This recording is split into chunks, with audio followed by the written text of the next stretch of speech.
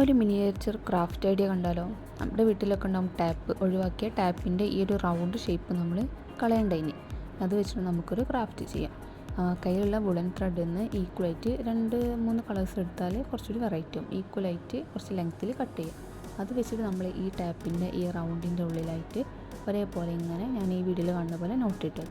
അങ്ങനെ അതെല്ലാം സെറ്റായി വന്നാൽ നമ്മൾ ചെയ്ത വർക്കിനെ ഇതിൻ്റെ ഉള്ളിലോട്ട് തിരിച്ചിടാം.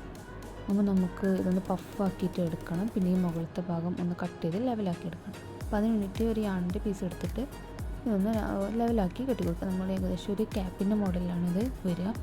അപ്പോൾ നമ്മൾ പോംപോമൊക്കെ ഉണ്ടാക്കുമ്പോൾ ഒരുപോലെ കട്ട് ചെയ്യും.